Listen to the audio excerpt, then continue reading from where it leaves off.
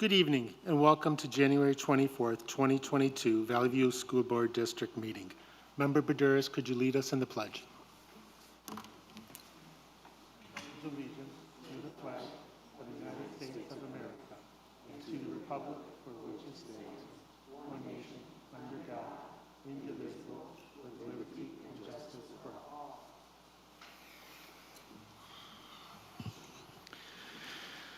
Ms. Sikora, could you please read the affirmation of the Board of Education mission statement? Our mission is to empower all learners to be college, career, and life ready, and to develop, grow, and achieve as productive citizens. Ms. Kinder, the agenda. Yes, sir. I would like to ask the board to approve the agenda as modified with moving item 11.1 after section 18, announcements. Second. We have a motion, we have a second. Any questions or discussions? Seeing none, hearing none, could we have a roll call vote, please? Member Baduras? Yes. Member Campbell? Yes. Secretary Sikora? Yes. And President Pro Tem Zach? Yes.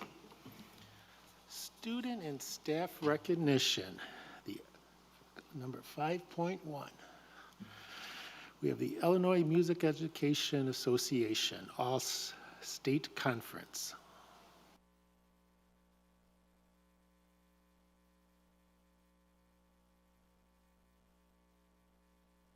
Good evening, President Pro Tem Zach, members of the board, Superintendent Kinder, members of senior leadership, members of the community, and the audience tonight. My name is Derek Kinder, very proud principal of Romeoville High School, and it's my privilege to introduce one of our extremely talented and very popular band directors at Romeoville High School, Mr. Clark Anderson, who's going to tell us about Mr. Richard Gibbs. All right, hello and good evening. I'm here to introduce Richard Gibbs to you. Richard is a senior in our band program at Romeoville High School. He's currently taken on several responsibilities with our band program. On top of playing piano in our jazz ensemble, he's also acting as a student leader in our second jazz band, has taken on the responsibility of our drummer in the pep band also, and plays trumpet in our wind symphony. So he's definitely got a very bright future in music ahead of him. So here is Richard Gibbs.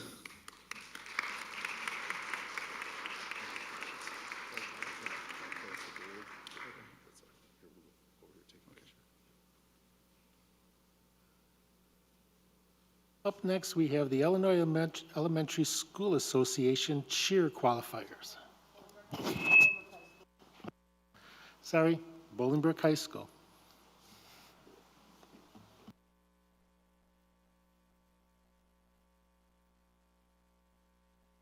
Hi, thank you. BHS Music Department has 4 students representing Bolingbrook High School at All-State this year. In order to qualify for state, students submitted recorded auditions this past October. The audition consists of excerpts from the All-State music, performing scales, chords, and improvisation on the jazz side. Each of the students were accepted for the ILMEA district festivals, which were held this past November. At the district festivals, the bands, the choirs, and the jazz students come together from schools all over Chicagoland to rehearse all day and then perform concerts that evening.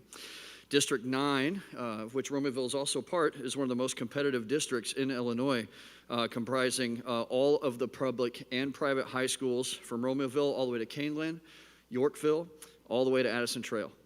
The following students placed high enough at the district level to qualify them for state. We have Roya Zaucha. Roy is a junior who's participated in choir, jazz, and theater at Bolingbrook High School and will participate in the All-State Choir. We also have a student who's not present tonight, Josh Bozarth, who's a junior, has participated in choir, jazz, and the concert bands, and will also participate in the All-State Honors Choir.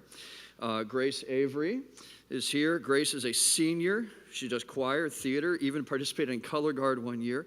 She will participate in All-State Honors Choir. And we have right here Blake Whatcott. He's a junior. He's in band, jazz bands, marching band, and he has placed in the honors jazz combo, which means that his jazz trombone audition was the top in the whole state. Very good. So the students, there you go. The students and I, along with Mrs. Sterner, will travel to Peoria this coming Thursday, where rehearsals begin promptly at 9 a.m. The jazz concert's Friday night in the Civic Center Theater, The choir concert is Saturday afternoon down on the ice in the arena, and we're extremely proud of these young men and women and know that they will represent our community well and honor the Raiders in Peoria.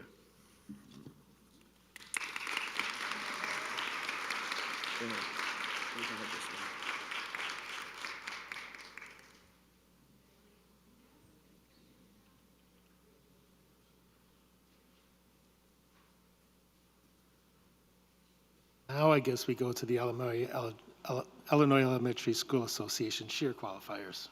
Thank you. Good evening, members of the board, members of senior leadership, Superintendent Kinder, and members of the community. I am the proud principal of Jane Addams Middle School, Teresa Polson. Thank you. I need to come here more often. It is beyond with excitement that I stand before you to recognize some of the best student athletes of this crew behind me. Collectively, in the classroom, I want to celebrate, as we always do in Jane Addams fashion. They have an average GPA, are you ready? 3.52. Not only is this Mustang crew outstanding in the classroom, but they also can be seen in the hallways, in their classrooms, being leaders, standing up for what they believe in, and never quitting. So without further ado, Coach Tinsley, on behalf of herself and Coach Bruno, are going to recognize the athletes individually. Coach Tinsley. Good evening. First, I would just like to thank the Board of Education for supporting our student athletes and inviting us here this evening. Our road to state this year was nothing but easy. Between losing girls due to situations out of our control, we could have easily given up. But we are Mustangs, and we don't quit.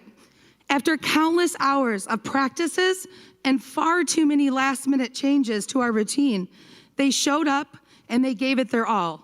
On behalf of myself and Coach Heather Bruno, we are very proud of all of you. Congratulations, and thank you for representing Jane Addams. Elaine Bell. Sofia Escobar. Miranda Francisco. Anaya Gregory. Amaya Gray. Deslyn Hope. Asia Jones. Mariah Lofton. Priscilla Schmidt. And last but not least, Quanisha Williams.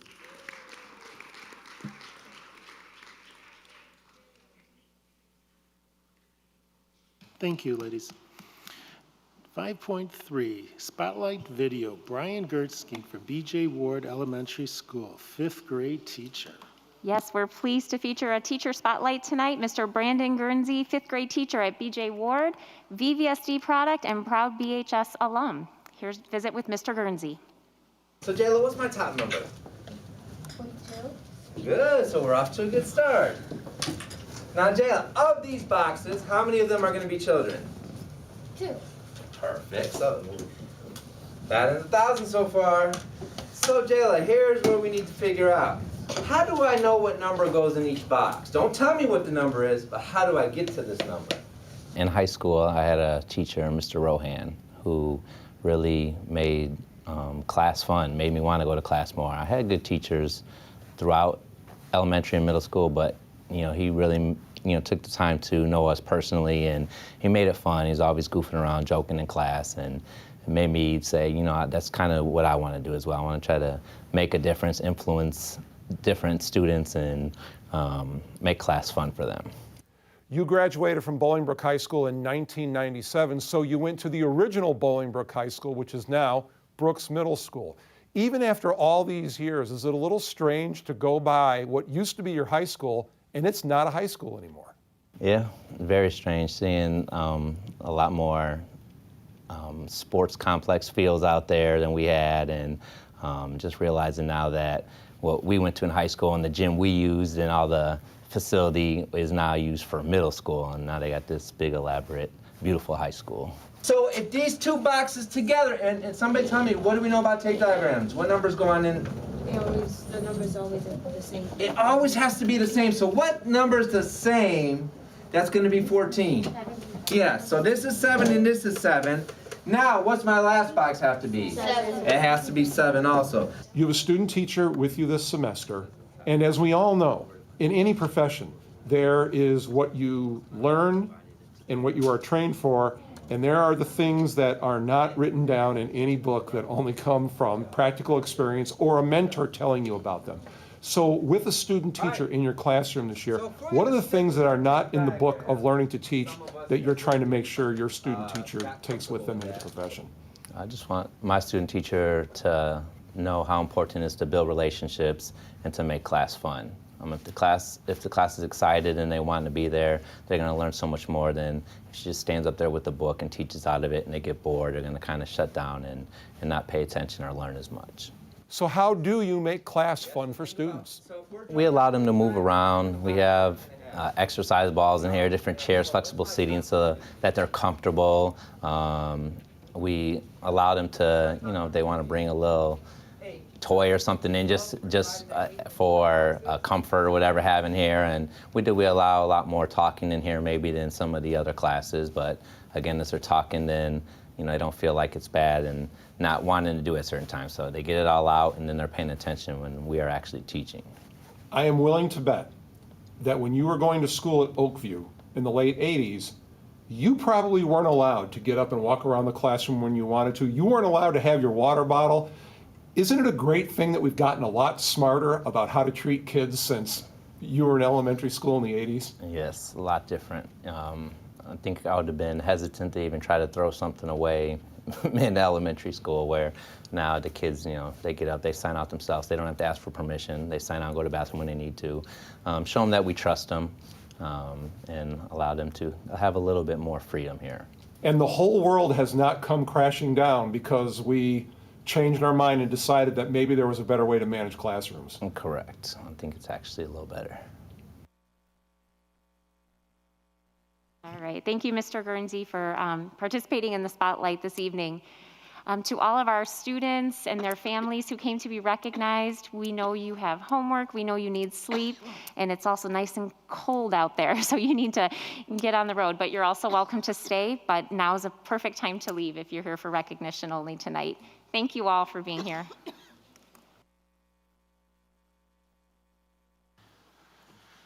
Next on the agenda is going to be consent agenda items. Ms. Kinder.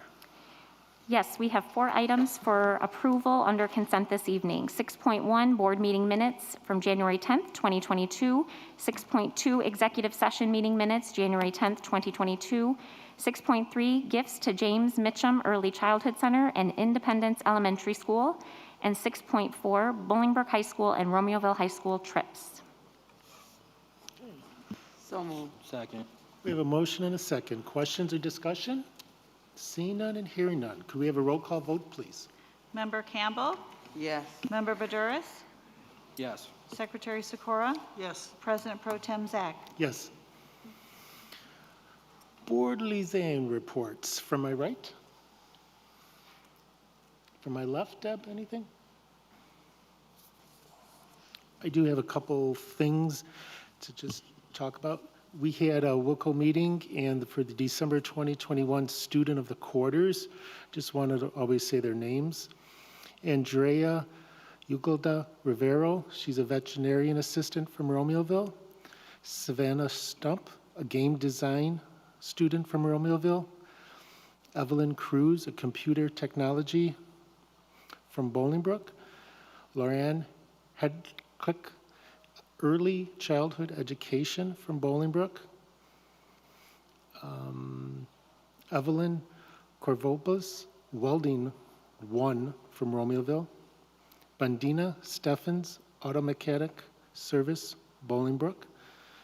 Jalala Fisher, certified nurse assistant from Bolingbrook. Nicholas Carter, construction from Bolingbrook. Jennifer Gonzalez, Certified Nurse Assistant from Bolingbrook. Ruth Garcia Sanchez, Business Logistics from Bolingbrook.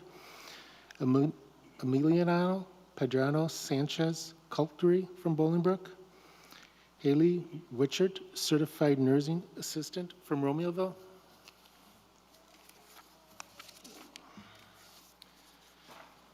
Then what we also had, a couple more. The next one would be the Wilco Area Career Center has something called Hosa, Illinois Qualifiers. They go downstate from February 16th to the 18th, and Hosa stands for Health Occupation Students of America. We have from Valley View is Danielle Vidia from Bolingbrook, Jessica Senchkai from Romeoville, Bella Pikai from Romeoville, Ariella Rosas from Romeoville, and Jeremy Teleno from Romeoville. I always like to mention them just because they do go to both schools and they spend some time there, and it's important. Next, audience participation. Is there anybody that would like to address the board? If so, please state your name and remember that due to time constraints, you have 5 minutes.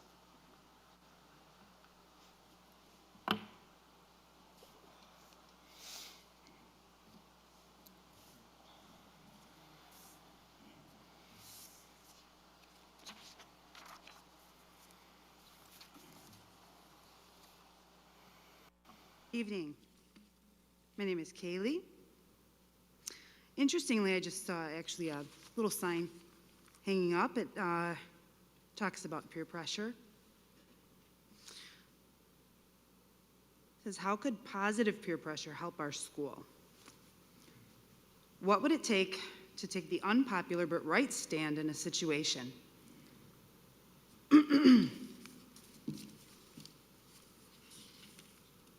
Well, this is the very unpopular stand, but we have to ask, what have these mask mandates done for our children? What are the fruits of the oppressive measures that are against them? First of all, there are massive spikes in suicide. Second, mental health crisis, including facial recognition and speech problems, due to not being able to read people's faces, which will affect children the rest of their lives.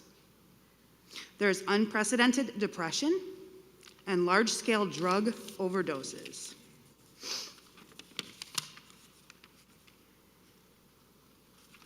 I'm here for not only my own children, but all children who attend here. The men who wrote the magnificent documents that created this country saw that government of any form could be inherently evil and would always be. So they put the power of the individual to work and set in place safeguards for our protection. We will be using them if you continue down this path. Furthermore, I would like to inform you of 2 federal criminal laws that you are violating. First, 18 USC 241, conspiracy against rights. If 2 or more persons conspire to injure, oppress, threaten, or intimidate any person in state, territory, commonwealth, possession, or district, in the free exercise or enjoyment of any right or privilege secured by him by the Constitution of the United States, or because of his having so exercised the same, they shall be fined under this title. And second, 18 USC 242, deprivation of rights under color of law. Whoever under color of law, statute, ordinance, regulation, or custom willfully subjects any person in state, territory, commonwealth, or district to the deprivation of any rights, privileges, or immunities secured or protected by the Constitution shall be held to account. If this madness does not stop tonight, the wheels of justice will be brought to bear on you in ways you cannot even imagine. That being said, I require a vote by all members, both bonded and not, on any and all COVID guidelines. Nothing in any of this is bound by law. simply words put on paper by non-governing bodies that we did not elect. For the well-being of our children, please put an end to this now. Thank you. Thank you.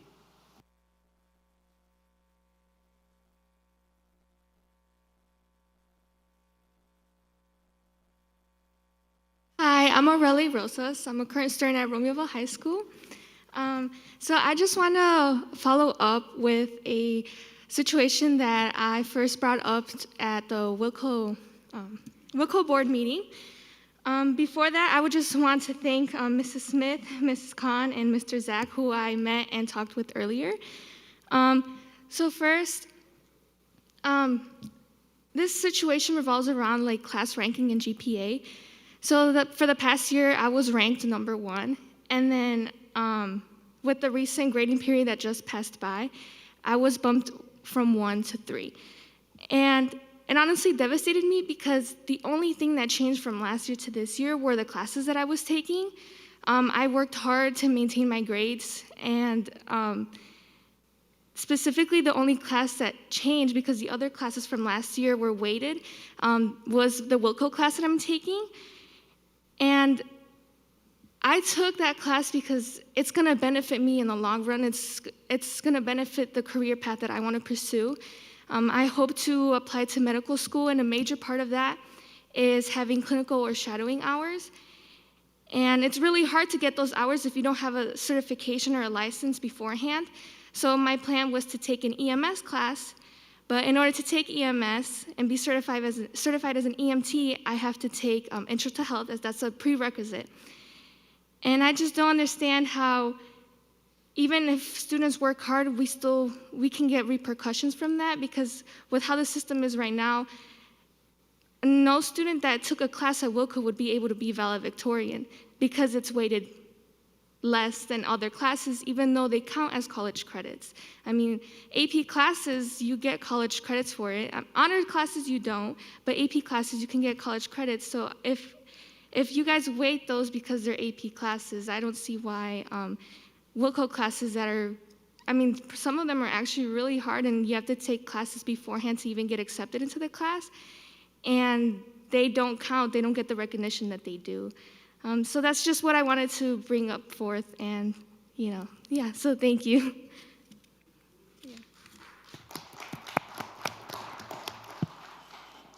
Aurelie, I just wanted to say thank you. Very proud of your speaking at the Wilco board meeting. I've heard a lot about it from colleagues, from member Zach, from Mrs. Khan, and Mrs. Khan did share with me your comments. You very eloquently brought to light an issue that we know exists that does not benefit students in pursuing a career pathway. Mrs. Khan has been putting together information for us to revisit that and bring that to the board, specifically any courses that lead to industry credentials, college credit, that we really need to be not only encouraging students to pursue those, but then rewarding them with the appropriate weighting. Because we know that you have very high hopes and you're going to achieve great things, and we want that to be reflected in your academic record. So I would love to follow up with you, and I know Mrs. Khan would as well. And I think your voice and the voice of other students could help us make some really positive changes. So thank you for being here and for addressing the board. Mm-hmm. I just want to say one thing. She came into Wilco with 16 grown adults, the REO superintendent, superintendents in the class, board members, and she did a very elegant speech and talked. And it actually, when she left, we ended up spending a few minutes talking about the situation and stuff that was going on. Next on the agenda will be action reports. Ms. Kinder. Okay, action report 9.1 is Mathematics for Social Justice course. It's a new proposal that was presented to the board at the last board meeting by Mrs. Christy Vey, Director of Math and Science, Mr. Adam Herder, Executive Director of 612, along with a team of teachers and leaders who've been working on this course proposal. The details are outlined in the action report, and we are seeking your approval this evening. Give a motion in a second. Second. Any questions or discussions? Go ahead. Yeah, I have a few, you know, just would have been nice if, hold on. You know, I read through these 9 pages probably 7, 8, 9 times, and, you know, it really, you can see the part that's talking about math, that's like the middle pages. It doesn't do the best job of correlating the relationship between the two. It's 2 separate complete thoughts. And there wasn't a book reference there similar to the social justice class that we voted on last year. So we could actually look up that information and kind of see, because, you know, statistics, data, numbers can tell a number of different stories without ever changing themselves. So, you know, it was a little different when we did the social justice course, when we were discussing that, because all the literature and the texts were written down in what we could review. We were able to research that. You know, it failed to see the connection between the two as presented. So, Member Badurs, would it have been help a little bit if we had like an example of how this problem actually went, so that we are gearing more toward math, and then the social justice, since you already stated, and I agree with you, is that we had the social justice class, so we are really highlighting the math. Would that have been more of a clear aspect? And I see Mr. Hurtis coming down here to answer some of our questions. Yes, Liz, absolutely. Because if I go, I'm just trying to scroll down on this thing. You see, it's on page 8, key assignments. So you have a bunch of keywords written there with no detail and how it's applicable, and, you know, how I'm assuming because it's math, you have to be able to quantify some of this information that's in there. So, but it doesn't show that. It almost looks like a course outline for algebra, course outline for statistics, and there was one other thing in there. Are you referring to the pages that outline the standards? No, I am referring to, what is this? This is, hold on, there's a lot of it here, the course objectives. So again, it looks like we have the social justice course, which we've already approved, and then, you know, 3 sections of math. So it appears as though we already have this in our curriculum, but I guess that's what I'm getting at here. You want to clarify? So we can definitely address that. I appreciate the feedback on the report. It definitely does bring together 2 distinct areas of study between humanities, areas of social justice and community involvement, as well as core mathematics. The mathematics standards are included in the board report in an effort to answer that question to some degree, to show which mathematical concepts will be heavily embedded. It is a fundamentally mathematics course as a mathematics elective for seniors. It would just utilize real world examples of data to learn about mathematical concepts. And it allows students to give their voice about issues that they're interested in learning about, and then teaches essentially data science, the ability to dig into data with statistics, and then the applications of algebra and the other aspects of the math standards. Adam, I understand it, but I guess a better question from what is precluding the already existing courses from doing that already? Why do we need to have a course for something that we could be doing in algebra, or that we could be doing in statistics? Or, I mean, in the statistics class, why can't we use real life applicable situations in the statistics class? We have to make a course for it? Yeah, and it's an excellent question, excellent point. We do refer to real world examples at times in those classes, especially in a class like statistics.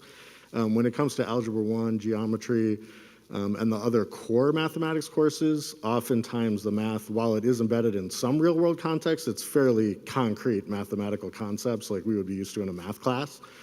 So the idea would be, I agree, we should make an effort to bring real life into the classes as much as possible. The core curriculum and the standards through Common Core, and also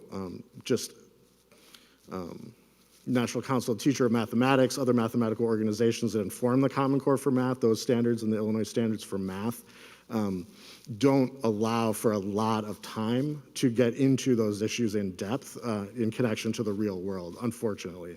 And so the purpose for the course was basically to just add an elective that would allow students who were interested to do that, whereas the core courses would not do that since all students are in those courses.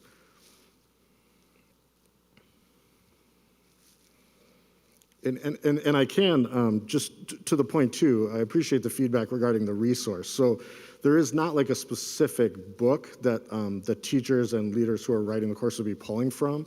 The reason we wanted to bring it for information and then for action, we would be teaching it not until second semester next year. And so the curriculum still needs to be fleshed out, the scope and sequence of the different topics and what specific activities the students would do still needs to be fleshed out. And as with all curriculum, that could be something that obviously is publicly available and can be reviewed as well as it's being developed. Well, on page 8, Adam, under Roman numeral 6, it says text and supplemental materials. Materials from supporting content courses will be used. Textbooks, online resources, software, hardware, hand tools, etc. So you are using something, we just don't know what it is, though. Well, what that refers to essentially the mathematical concepts in the course would be pulled from like core Sure, math but data courses. and statistics come from somewhere. It would have been nice to know the source. So that's the thing. Most of our courses, particularly at the high school, don't rely just on one source or one textbook. We're pulling from multiple sources, primary sources, secondary sources. Many of these sources that students would be using in this course don't even exist yet. So the whole point of the course is to be able to consume information, understand information, make sense of it, dig deeply into it, to form your own opinion or perspective based on a matter with it. So like our social studies course, for example, this would be utilizing multiple resources. I have a question. So when would you absolutely have to have this this vote taken by the board, since we only have 4 board members here tonight anyway? Well, honestly, I was unaware that there was any questions. We had, I believe, 8 individuals here at the last board meeting. There was not one question, and that was 2 weeks ago, and that we've not received any questions to my knowledge. So I guess if we needed more time to ask questions, we would do that and bring it back. I'm not sure in terms of the work of the team, if you want to speak to that. Yeah, so the team is essentially at the point of being able to, is that kind of that crossroads moment of having prepared the initial information with the kind of the skeletal outline, and then we generally wait for board approval before going into that further detail, especially with a course that doesn't have like one specific resource that we can present, as the topics would be student driven to some degree, as well as the data would be as current as possible. So it's something that we, in theory, wouldn't really be able to present in full concrete form. I can say that when we had talked about the prior social justice course, this course is heavily a mathematics course. And so in terms of the resources that we would use around like the social justice concepts, I think it's more around the statistics we would be pulling, really not at all teaching any direct like philosophies of how to view, you know, social justice or the community or things like that, which I know is obviously something people would like to examine. I'm confident that really doesn't have any aspect of what the course objectives lay out in this board report. It really is just mathematics through that lens, with students making their own conclusion and being able to have in detailed discourse about different topics. And what those could vary from semester to semester, depending on the students that are in the course, what data is pertinent, you know, in the current environment at the time. And so we could definitely answer additional questions. I'm not sure we could, you know, get to that degree of specificity like we may with some, you know, another course that has one specific textbook, for example. So what happens if this vote does not pass tonight? What happens then? What do you? Well, I guess I would want to truly understand the concerns. This course was driven by student feedback, by educator feedback. Our educators who are experts in best practices in mathematics. They've done a lot of research into this. So I guess I would need to better understand what the reservations of the board were so that we could address those concerns. I don't think it takes away the interest of the committee that is interested in developing this course or the interest of the students who are looking to take an additional elective to apply their mathematics skill in a real world context in a much deeper, where they could spend much more time exploring those topics. So I think we would need more time to understand what the actual reservations were, and then perhaps bring that back for additional consideration in the future. My reservation is relevance. You know, like I said, I don't see why this isn't being done in the already existing coursework that we have. You know, the only reason I wanted to speak to that is because of, you know, make an observation. You know, like I said, there's under section 7 here under key assignments. I mean, it's similar to the social justice class. We have a lot of key words, but we don't have, you know, we don't have any other details. We don't have how that's going to be applicable, you know, or what, you know, what the objective based on these key assignments would be. So that's all it was for me. The specific, I didn't have any questions. The specific topic within some of those areas is not addressed because, like many of our courses that are research-based or current topics driven, students identify an area of interest. Students identify what they want to look into and research further. So this outlines some examples of areas that they could explore. The objectives which you refer to are outlined as to what we would hope they would accomplish by looking at topic X with multiple resources throughout that process. It's more about the process. The objectives are very clearly outlined here. I wasn't referring to objectives. I was section 7 key assignments. It's just a bunch of keywords. In regards to the other point that you had made, you know, I understand that, but as far as I understand, this is a math class, right? Yeah, it's an elective course in the math department, yes. So therefore, that should be more like structured and designed, no? We're not just making up math problems, correct? Well, and I think the idea is, so students had given voice around what areas they would be interested in elective courses. And the two areas that came out were data sciences and basically community involvement and community connection. And so data sciences is something we're also working on to eventually bring to the board. And then this was fulfilling sort of the other half of that voice where we would be using the core mathematics materials that we have. Like, how do you teach a certain statistical operation? We would use the course materials that we have from the math course now to do that.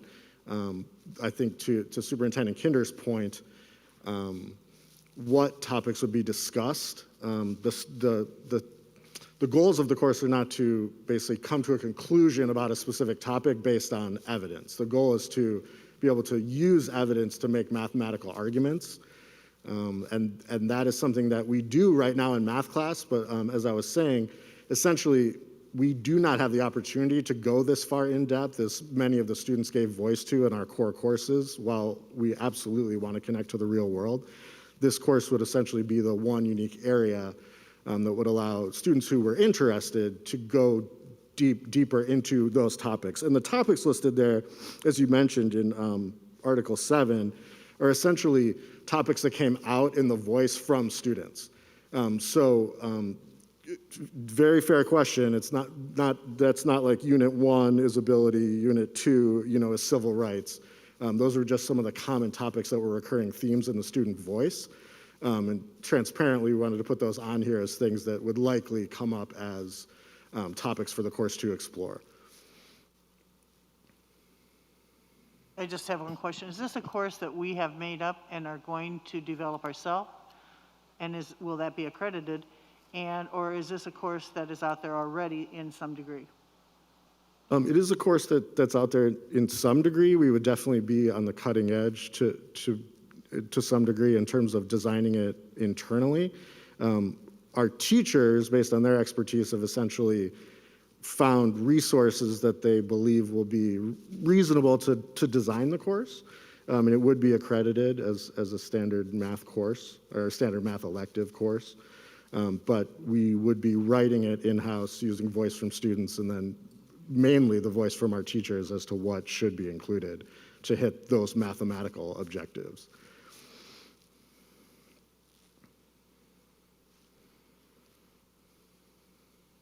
So would this be a class that it's an elective, only seniors take, and it gives them an option? What type of person would take the class? Somebody that loves statistics, somebody that wants to dive in to understand the statistic part of it? Yeah, there's a few angles on how someone could arrive at this course. One is we would like students to take a senior year math course as much as possible. And this does offer a one-semester opportunity that still allows them to investigate both this topic as well as other career-based topics, as the student before spoke to. It could also be a student who is interested in mathematics but isn't interested in taking like the next level of the core course for the whole year. And then we would have students who, as you mentioned, appreciate geometry and appreciate all the different mathematics courses, but really want to dig into that data science aspect. And this would be one of our first courses to do that. And then we would eventually, just for the larger context, be bringing another elective down the road is the plan based on teachers' voice around data science specifically to sort of dig into that specific area of using statistics through the emerging, basically, data science concepts. Do we have any more questions? Okay. Could we have a roll call vote, please? Member Badouris? Well, at this time, no. Member Campbell? No. Secretary Sikora? Yes. President Pro Tem Zach? Yes.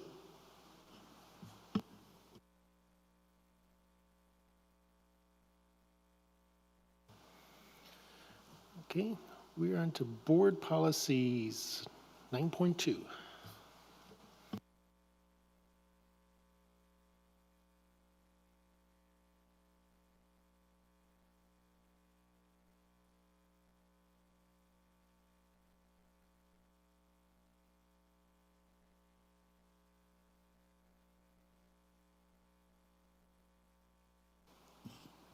Okay.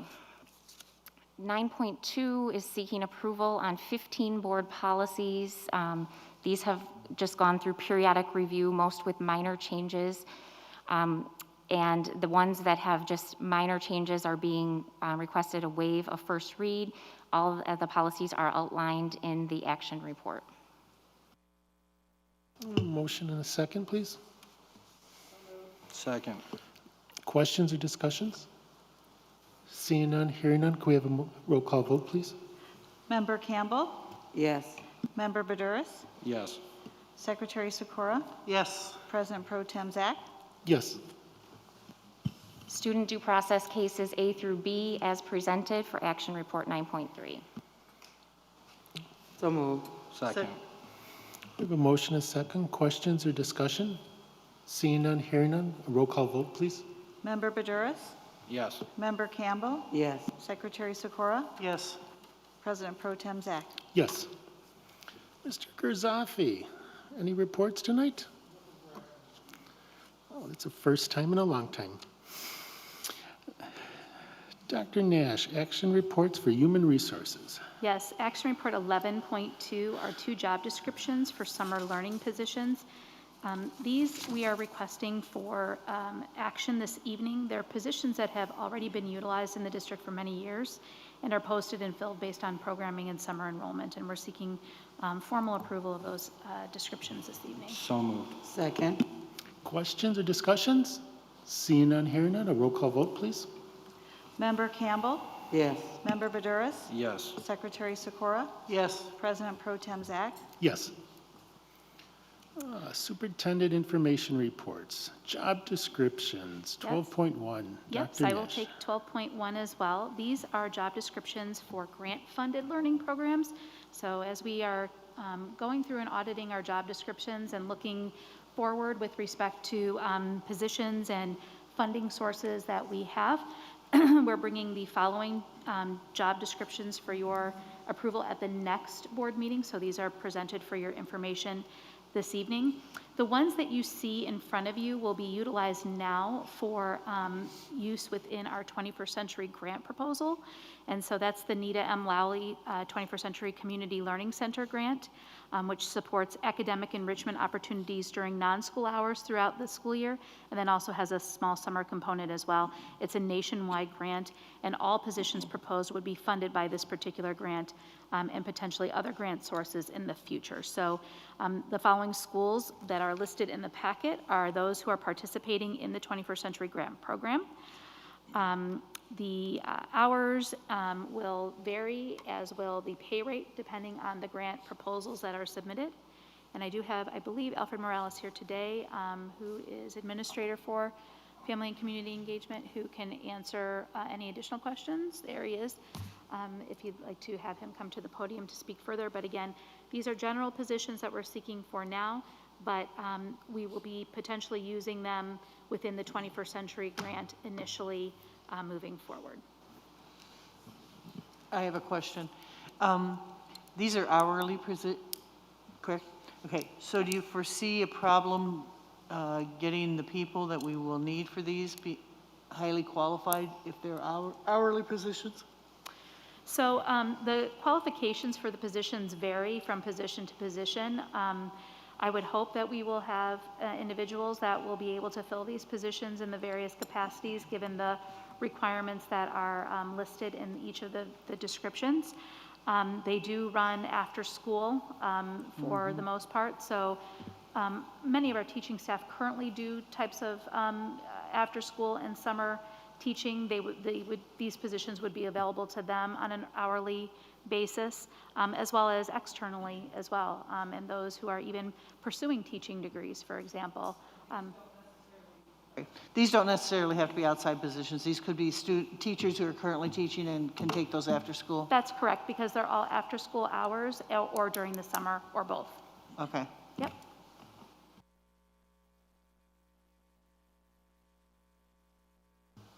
Okay, Ms. Kinder, Superintendent update.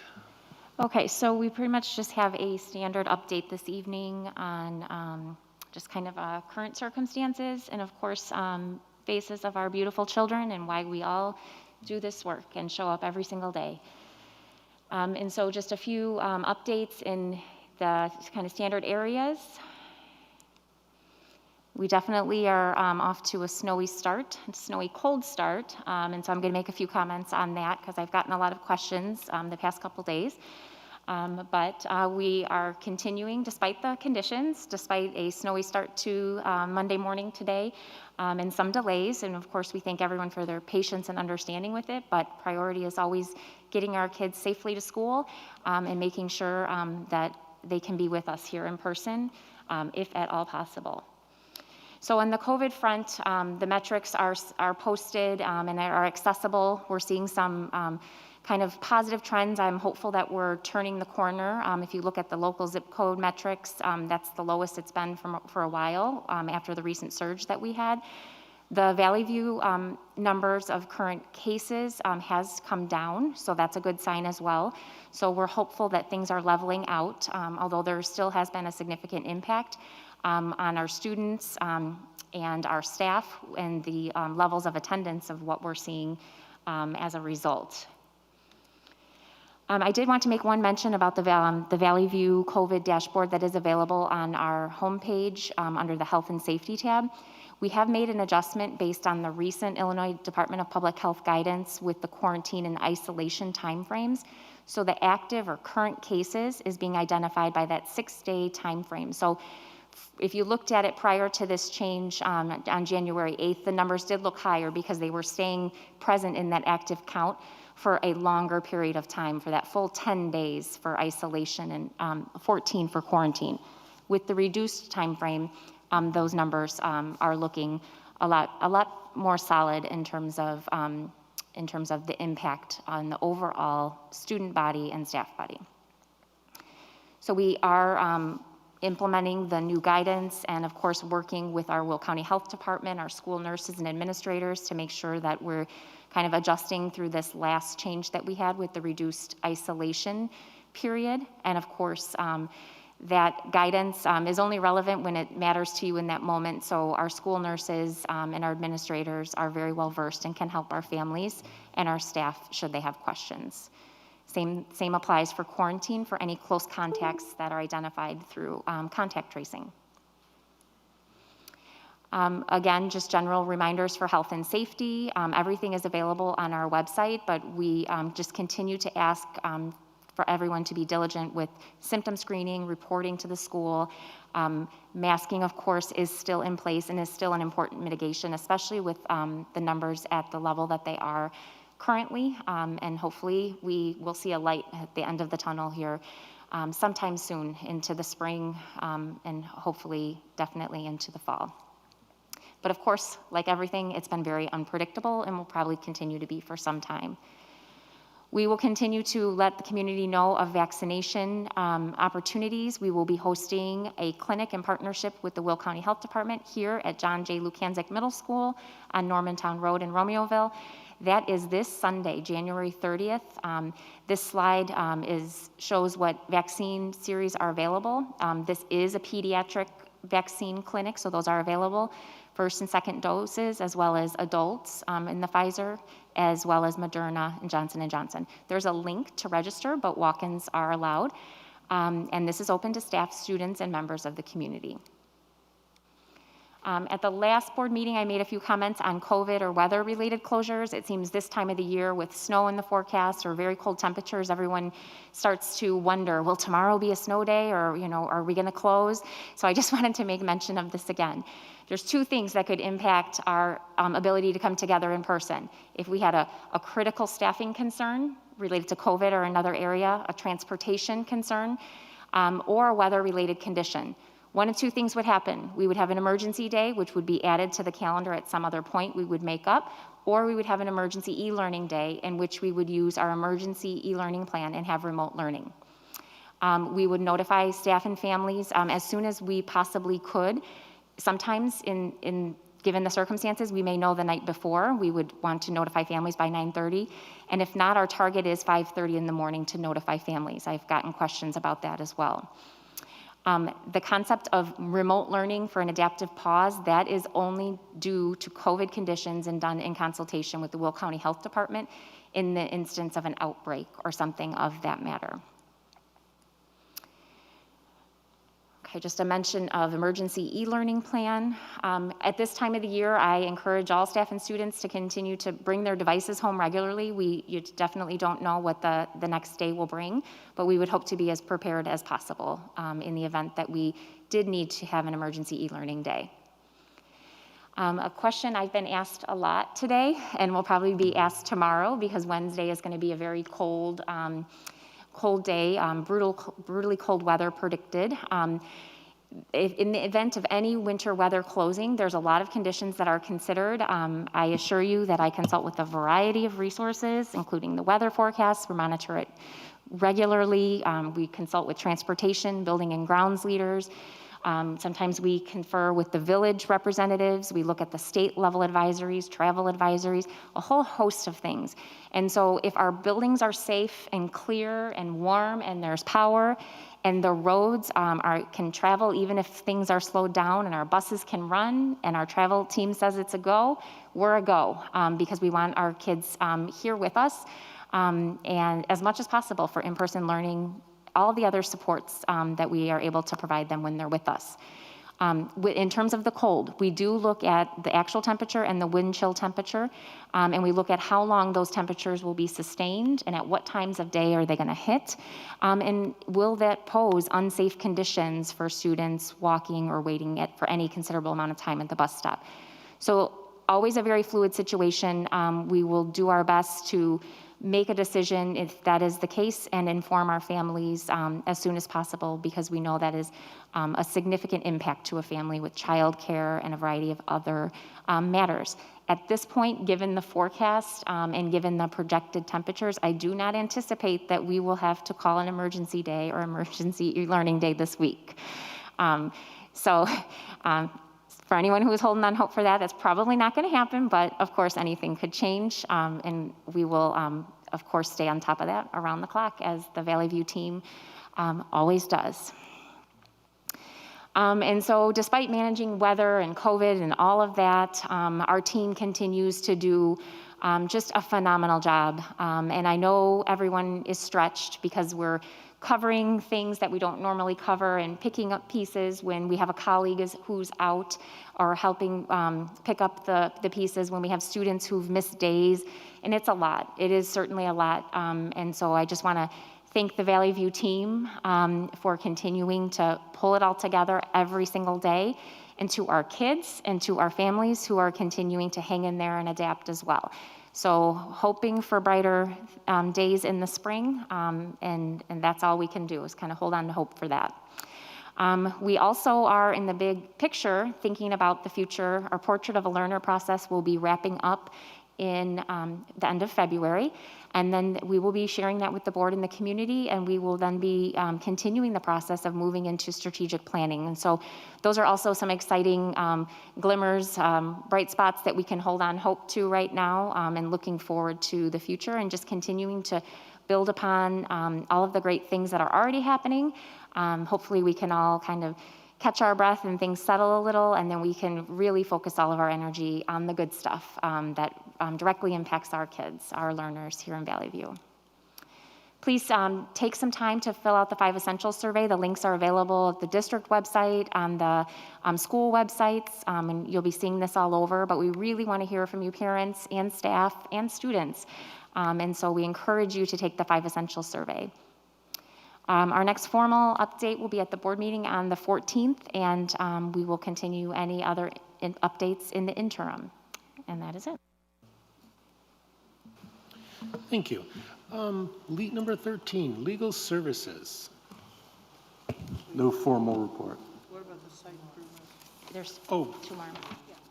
Sorry, got ahead of myself. I wanted to hear John talk. Site improvement at the Bolingbrook High School, 12.3. Okay, we've got 2 information reports for you this evening. First is the site improvement project at Bolingbrook High School. This may look very familiar to you in that we've brought in 2 phases to you previously. Phase 1 was completed in the summer of 2020 and covered the renovation of the west parking lot. Phase 2 we completed last summer and covered the renovation of the south parking lot. Phase 3 of 4 phases is proposed to be completed this summer and covers Raider Way, which starts at Lily Cache to the north and runs through Schmidt Road, right through campus on the east side of the school. And that is the main drive through campus, the loop drive at the main entrance, referred to as the Horseshoe, and the visitor parking lot within the Horseshoe. The estimated construction budget for this phase of the work is $500,000. A final phase 4 is expected to be completed in 2023, which includes the renovation of the north parking lot. The project has been discussed with school and district administration to confirm scope and project logistics. Drawings have been prepared with the intent to issue for public bid in February, again, scheduled to begin this summer and completed before the start of school in August. Funding for the project will come from the FY22-23 operations and maintenance budget, with the intent to bring the board action of the bid results and recommendation at a February board meeting. Questions? Second is the technology infrastructure upgrade. As you know from past reports, we've got 3 phases of our district technology infrastructure, which includes hardware such as servers, network switches, firewalls, and cabling, applications in the system including operating systems, application and functional settings, and data including demographic data, documents, and photographs. There's a need for the plan for continuity of access in the event of a system or application failure. And we'd like to do this primarily from backup copies. As part of the 2019 Student Online Personal Protection Act, or SOPA legislation, Illinois school districts are required to implement reasonable security practices. Our current on-site solution for application system backups is supported by servers that are at end of life and software that is no longer supported or in active development. Backup and recovery protocols needed to adhere to the best practices are known as a 3-2-1 rule. 3 copies of the data on 2 different media, with 1 copy being held off-site. In addition, the processes should meet the adopted security standards of SOPA, including the need to ensure information is protected from external threats such as ransomware. The goal is to meet the security framework standards of a more modernized backup and disaster recovery solution with this report. We're seeking approval for the implementation of a new backup as service or BAAS solution to ensure that our operating systems, application, and system configurations have copies in the event that a failure occurs. The proposed solution is a fully managed turnkey operation. It will be scalable to the district's needs as they evolve and also satisfy requirements of SOPA as suggested. Implementation of this managed service will take place during the spring of 2022. And it's worth noting that supply chain issues are still prevalent and may impact our projected timeline. The BAAS implementation is comprised of a monthly fee plus a one-time setup fee. Funds have been budgeted for this year's cost in our FY22 operations technology budget, with future costs to be allocated in subsequent budget years. The costs are listed out there in Figure 1. It's a $63,000 annual cost. The 4 months, March through June of this year, would be $26,290, which consists of $21,000 of monthly cost and a $5,290 one-time setup cost for the project. We'd like to bring an action report to you on February 14th for consideration and moving forward with approving the purchase of this infrastructure upgrade as outlined. If you've got any questions, you can certainly send those to me or ask them here tonight. Thank you, Gary. We've done John already. Any AFT report? Valley View Council, any report? Valley View Office Personnel Council, no report. We would like to thank you. Any old business from the board? Any new business from the board? We have the Freedom of Information Act, FOIA, it's on our VVSD website. Feel free to look at it if you need a FOIA anything. Any announcements from the board? Yes, I just wanted to say that it was very impressive work that Mike Lopez's team did. I did not fall in the parking lot here at this school or when I dropped my daughter off this morning. I did fall in my own driveway though. So they did a great job on that. And then the last thing, I just wanted to clarify the conversation and the discussion earlier. Basically, my opinion is this. We should be doing and teaching the right and just history and current events. We shouldn't need to designate a course with a title that everyone can see to say that we are doing and teaching the right and just truth in history and current events. So I think that stuff should be integrated in our classes already. So, and that was my position on that. Any other announcement? Yes. Announcement, Valley View Educational Enrichment Foundation dinner will be the 11th of March, and February 6th on a Sunday is our Wild Fest. Hopefully we can have that with the COVID issues. We are making that decision this week, so please come and attend. This is one of some of our big events that we raise our money for the grants for teachers. Thank you. RHS Dugout Club is having their bowling on this Saturday. It starts at like later in the night at 8:30 or so. So visit their website. I think it's $35 for a single person, $60 for a couple. And I just also would like to say thank you for everybody for having our children in school since the semester started. Any announcements from the administration?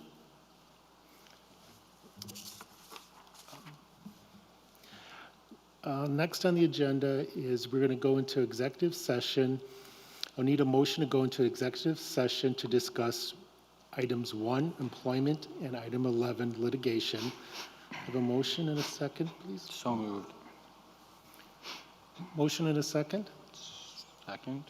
I'm sorry. All those in favor? Aye. Aye. When we come back from executive session, we will only vote on one item regarding 11.1, the Consolidated Action Report. Thank you, everybody, and have a safe night.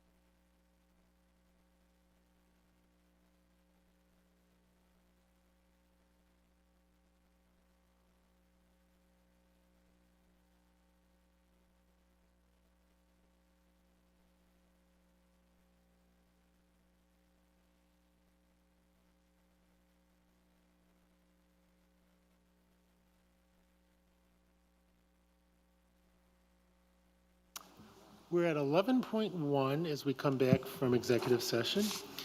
Dr. Nash? Yes, action report 11.1 is our consolidated action report. This evening, we are seeking your approval on all items as presented. So moved. Second. We have a motion, a second. Questions or discussions? Seeing none, hearing none. Could we have a roll call vote, please? Member Badouris? Yes. Member Campbell? Yes. Secretary Sikora? Yes. President Pro Tem Zach? Yes.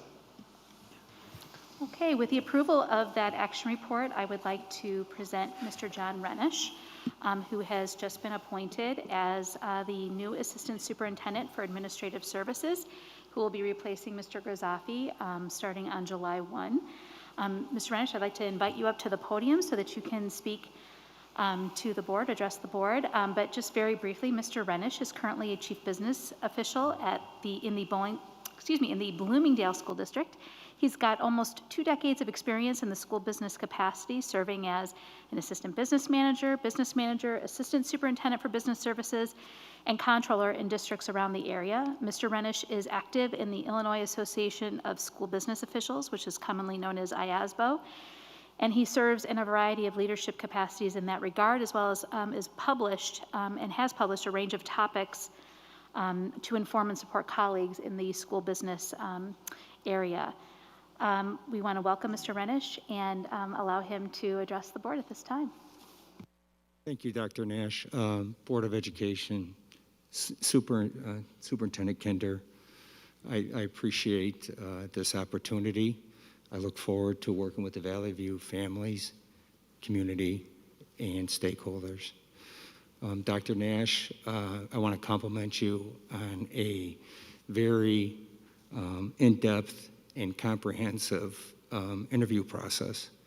You did an outstanding job. It gave the district an opportunity to learn about me, but I also had a great opportunity to learn about the district, so thank you for that. Hats off to you for that. And Mr. Grazafi, I look forward to transitioning with you. I am really excited about working here at the district and can't wait to get started. So thank you, everyone, for this opportunity. Thank you, John. We would all like to welcome to you our VVSD family. What we all came in for tonight. Could I have a motion to adjourn? Second. All those in favor? Say aye. Ayes have it. Thank you for attending tonight.